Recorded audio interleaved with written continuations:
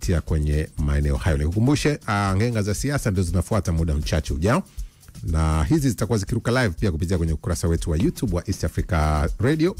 Kwa hiyo hakikisha pia unafuatilia ngenga za siasa hapo. Na nikukumbushe pia jambo lingine muhimu ni kwamba ngenga za siasa ni maoni ya Watanzania na wanasiasa na wanangenga ambao wao wameamua kuzipiga ngenga kwa jinsi wanavyozitafsiri wao siasa. Kwa hiyo hayo ni maoni yao binafsi, hayahusiani kabisa na sisi watangazaji wa kipindi hiki wala kipindi chenyewe wala kituo chenyewe cha unachokisikiliza kwa sasa. Kwa hiyo hayo yanabakia kwa maoni yao. Ndio maana pia unayo nafasi ya wewe pia kutoa maoni yako, ikiwemo pia kukosoa hayo ambayo watakuwa wakiyapiga kwenye ngenga. Kwa hiyo pia wewe unaweza ukaandika maoni yako kupitia kwenye ukurasa wetu wa YouTube wa East Africa Radio. Unaweza ukaandika pia kupitia kule Facebook, kule X, na kwenye namba yetu pia ya 0683802966. Tafsiri halisi ya hiki ambacho nakwenda kukizungumza wanakijua wao na kwenye ngenga. Rais wa ngenga ni Samson Chazi, yuko nao hapa wakipiga maneno kupitia ngenga za siasa. Tukirudi yako mengi kweli kweli ya kuzungumza kwenye siasa, ikiwemo pia ondoka inayoendelea ndani ya Chama cha Demokrasia na Maendeleo, Chadema. Tarudi hapa.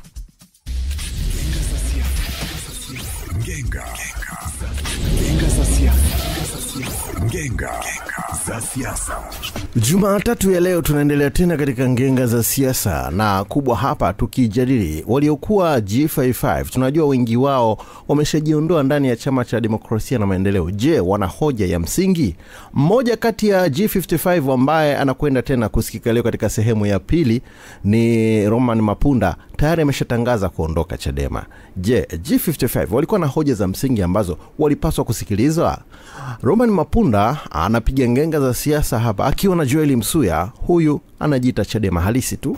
Chama kiliwaita watiania wa nafasi mbalimbali na nafasi hiyo ni ikiwemo hiyo nafasi ambayo labda wewe unaona kwa twende kwenye hoja ya msingi sasa. Ndio. Wewe sasa binafsi yako, wasiwasi wako kwa upande wetu sisi G55 uko wapi? Wasiwasi wangu ni mkubwa, na sio wasiwasi wangu, ni wasiwasi wa Watanzania. Sawa, kwa sababu watu wengi ndio wanawapinga na wakubaliani kabisa na kitu ambacho mnakifanya. Hii ni kutokana na kwamba chama kimeamua kwamba kinaenda na agenda ya no reform no election. Na sio kwamba kimeamulia juu, sio kwamba ni agenda ya Tundu Lissu, kwa sababu nimemsikiliza hapa Bwana Mapunda, nimekusikiliza moja interview yako unasema kwamba ile ni agenda ya Tundu Lissu. Nikaona kuna vitu ambavyo havifahamu. Hii agenda ilikuja kipindi cha Mheshimiwa Mbowe, na sio kwamba ilikuwa ni agenda ya Mheshimiwa Mbowe, ilikuwa ni maazimio ya kamati kuu ya chama. Kamati kuu ya chama ikaipitisha ile agenda ya no reform no election. Baada ya pale, kitu ambacho Mrema juzi alipinga, na ambaye naye alikuwa kwenye secretariat ya chama. Na secretariat ya chama ukitazama ni chombo ambacho kinatengeneza agenda ambazo zinaenda kusoma kamati kuu. Sasa Mrema alishiriki kuitengeneza no reform no election. Na sio Mrema tu peke yake, ni Mrema pamoja na Mwita, Julius Mwita. Okay, ngoja nimalizie. Kwa hiyo ukitazama kamati kuu walipitisha agenda hii. Baada ya hapo mwezi Januari baraza kuu la chama na lenyewe likabariki yale maamuzi ambayo alifanya na kamati kuu ya no reform no election. Na mimi pia ni mmoja wapo wa wajumbe wa baraza kuu. Kwa hiyo nilikuwepo kule ndani, najua Mapunda wewe hukuwepo. Kwa hiyo hivyo vitu uwezo ukavifahamu. Tukapitisha wajumbe wa baraza kuu. Lakini pia kwenye mkutano mkuu wa chama, wajumbe wa mkutano mkuu wa chama cha Demokrasia na Maendeleo Chadema wakaipitisha. Unaona? Kwa kauli moja. Kwa hiyo hao wenzetu tunaweza tukasema kwamba hawana nia njema kwa sababu wanapingana na maamuzi ambayo yamepitishwa na vyombo sahihi ndani ya chama. Kwa hiyo ni kwa namna gani tusione kwamba ni watu ambao wanania. Mimi labda nianze na hiyo ya kusema, amesema amewahi kuniona siku moja kwenye runinga nikisema hii dhana ya no reforms no election ni ya mwenyekiti Tundu Lissu. Lakini pia amemnukuu John Mrema, amesema alimsikia juzi akizungumza pia hilo. Unajua hao wenzetu wanatumia nguvu kubwa sana kupotosha kile tunachokizungumza. Mimi nazungumza mara nyingi sana na leo naomba nirudie kwamba no reforms no election ilianzishwa mwaka jana chini ya mwenyekiti Mheshimiwa Freeman Ekael Mbowe. Lakini hiyo no reforms no election kamati kuu haikupitisha kwamba kutakuwa na mchakato wa kuzuia uchaguzi. Na Mrema sio tu juzi. Ulikuwepo kamati kuu? Hapana. Huyu anasema alikuwepo. Nani alikuwepo? Kwenye baraza kuu. Baraza kuu alikuwepo. Hii ya sasa au lile Baraza lililopita? kuu la mwezi Januari ambao lilipitisha agenda ya no reform no election. Mimi pia ni mmoja wapo wa wajumbe wa baraza kuu la chama taifa. No reforms no election imepitishwa lini? Ilipitishwa mwaka jana kwenye kamati kuu. Umesema kwa hiyo imepitishwa twende taratibu. Imepitishwa na vyombo vya mbalimbali. Nisikilize kwanza. Ndio. Unaongea na mtu understand. Ndio. Sawa? Nataka uniambie, wewe ni mjumbe wa baraza kuu? Ndio. Wa mwaka gani? Wa mwaka huu. Mwaka huu. Ndio. No reforms no election imeundwa mwaka ilipitishwa mwaka jana. Wewe uliingiaje kati wewe ni mjumbe? Sasa ile si kamati kuu ndio ilipitisha. Sasa sijasema kwamba umeninukuu vibaya au umenielewa vibaya. Mimi kwa sababu sio mjumbe wa kamati kuu. Mwaka jana ni kamati kuu ndio ilipitisha. Then mwaka huu Januari baraza kuu na sisi tukabariki yale maamuzi ambayo yalifanywa na kamati kuu ya no reform no election. Lakini pia kaka Samu, ukimsikiliza ndugu yangu Mapunda hapa anavyoeleza na kusema kwamba no reform no election haina dhana ya kuzuia uchaguzi. Mwambie tu atoe maana ya no election. No reform, yani ni bila mabadiliko hamna uchaguzi. Sasa utasemaje kwamba no reforms no election ni neno la kizungu likiwa na maana kwamba hakuna mabadiliko, sasa hakuna uchaguzi. Sasa tunachoongelea sisi na hata Mrema alichokisema. Unajua Mrema alikuwa ni mjumbe wa secretariat taifa. Si unafahamu hilo? Nafahamu. Sasa Mrema anachosema enzi za uongozi wao ambaye ni mwaka jana akiwa mwenyekiti Freeman Mbowe, wao walikuwa ni yani waasisi wa kuunda ile no reforms no election chini ya usimamizi wa mwenyekiti Mbowe, lakini ulikuwa hauna maana. Mheshimiwa Lissu alikuwa makamu. Sawa. Ndio. Sawa. Kwa hiyo kuna wajumbe wengi pia. Ninachosema unamkubali Lissu kama mwenyekiti wa Chadema? Ndio, si tumemchagua bwana. Na ulimchagua. Nilikuwa kampeni manager wake, nilizunguka kila mahali kumwombea kura. Sasa sio kampeni manager, sababu kampeni manager wake alikuwa ni Lienda. Yule ni kampeni manager aliyemteua yeye, sio? Ndio. Na mimi kama useme ulijitolea. Yes. Na mimi si kama unakumbuka nilichukua fomu kugombea alipiga internship. Ndio. Sawa. Lakini ulichukua fomu then baada ya muda tukaona umepiga U-turn. Haya ni maneno yenu, lakini mimi nilichukua fomu baadaye nikamuunga Mheshimiwa Lissu na nikawa namuombea kura, sio? Sasa na akashinda. Kwa hiyo ukiniuliza hilo swali nakubali, Lissu ni mwenyekiti wetu wa nini? Wa chama. Lakini juu yanayoendelea ni mwenyekiti wetu wa chama, lakini actually ni binadamu. Kuna wakati anaweza kaenda vice versa. Sisi kama watiania na kama wanachadema tunayo haki na wajibu wa kumshauri mwenyekiti wetu. Lakini kama mnafuatilia vizuri, mimi nilikuwa mtu wa kwanza nchi nzima kuanza kumshauri na kukishauri chama. Nimeshauri ndani, nimeshauri nje. Tumeelewana vizuri. Sasa katika kushauri nilisema maneno haya. Nilisema leo niko peke yangu, nimeanzisha peke yangu kukishauri chama kwa sababu nimeona kuna athari mbele. Sawa sawa? Kesho wataibuka wengine wenye akili kama mie, wakaja wakatokea. Walipokuja kutokea wakaomba viongozi waandamizi wa chama mapendekezo yetu na ushauri wetu tunachokishauri chama na ndio maana nimesema bwana, tukiachana na mimi barua niliyompa Mheshimiwa Katibu Mkuu ambaye hajajibu mpaka leo, G55 baada ya siku ile kuitwa kikao kile cha watiania, sawa, waliandika waraka wao. Hawakwenda, haukuepo. Subiri basi.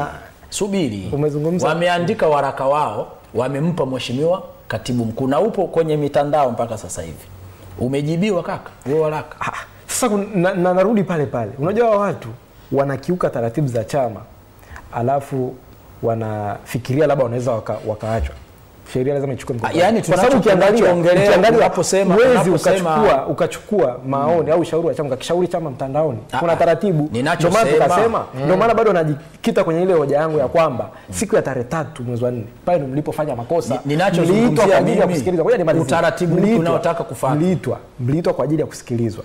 Lakini hamkutaka Hamkutaka kutumia fursa hiyo. Ninachouliza sasa kwa sababu hamkutaka kutumia fursa hiyo, haiwezekani sisi sasa hivi hapa. Ninachouliza mimi, utaratibu upi ambao wewe ulitaka ufuatwe na utaratibu upi ambao unahisi sisi tumekosea? Ilipaswa mfuate utaratibu ambao ulifuatwa na watiania wa nchi nzima, asilimia 90, karibia asilimia 99 ya kufika pale makao makuu siku ya tarehe 3 mwezi wa 4 mwaka huu 2025 kwa ajili ya kushauri chama, kwa sababu walikuwepo pale, walikuwepo wakina Mheshimiwa Mungai.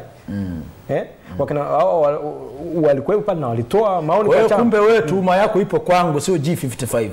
Sio kwako. Sasa twende wewe ni G55. Wewe ndio unawakilisha hapa. Kwa hiyo nikikupoint wewe ni pamoja ni wote G55 ambao nadhani pale si kuna waliofika. Si ndio? Nani alifika? G55 hawakufika. Hawakuonekana. Hawakuwepo. Sasa na unaweza kuona kaka Sam G55. Wote walioko sasa hivi. Wote ambao wako ngapi? Nadhani hawafiki hata 55. Unajua samani alafu ngoja mwanzo waliongea eti mlifoji sign maneno ya porojo hayo. Hapana, hakuna mwenyekiti wa mkoa wa Tabora alikanusha. Nimeona yani kuna hapana, nisikilize vizuri. Juzi pia nimeona waraka feki niseme unazunguka kwenye magrupu ya kitaifa ya chama ambao unaonyesha kwamba kuna watu wameingizwa mle ambao hata sisi hatuwajui. Tumeelewana vizuri na nafikiri operesheni hizo zinaendeshwa na hao wenzetu wanaotaka kufanya nini?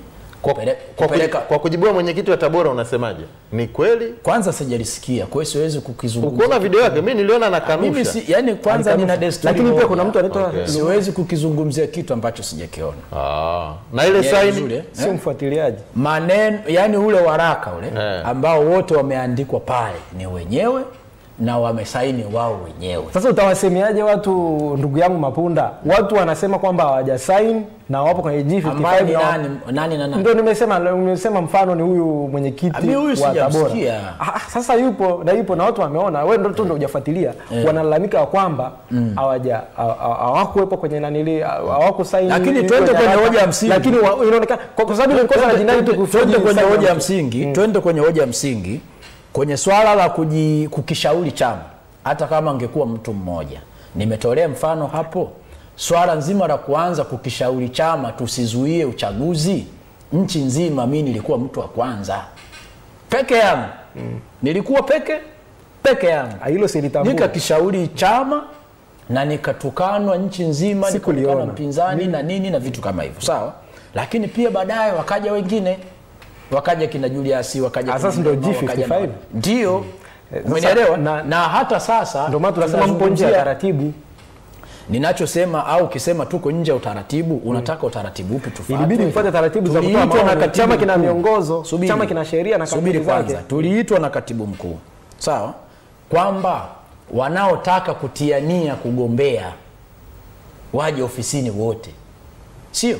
Watu walienda, walivyoenda wakaulizwa, wakasema tarehe ngapi? Tarehe ngapi? Si umetaja wewe hapo? Kwa hiyo unaongelea tarehe 3. Hawakufika. Sasa mimi kaka Sam naweza nikasema kwamba huyu anajaribu kupotosha. Siku ya tarehe 3 mwezi wa 4 mwaka 2025, katibu mkuu wa chama Mheshimiwa John Mnyika alivyoitisha kikao cha watiania wa nafasi mbalimbali nchi nzima, G55 hawakufika, lakini badala yake wakapeleka waraka. Hapana, baadaye tukaona wakiitisha press baada ya ile siku. Tukaona nadhani kama siku za mbele, kama sio siku moja siku mbili mbeleni, wakaitisha press conference kwa ajili ya kuanza kutoa wale maoni yao, ambapo ni kinyume kabisa na taratibu. Wenzenu walifika, yani hata mimi mwenyewe nilikuwa nimtiania ubunge. Kwa hiyo nilifika pale ile siku ya tarehe 3 mwezi wa 4 na nikakishauri chama kwamba tuendelee na agenda no reform no election, kwa sababu ndio mtazamo wangu. Na watu wengine ambao walikuwepo pale walisimamia agenda hiyo ya no reform no election.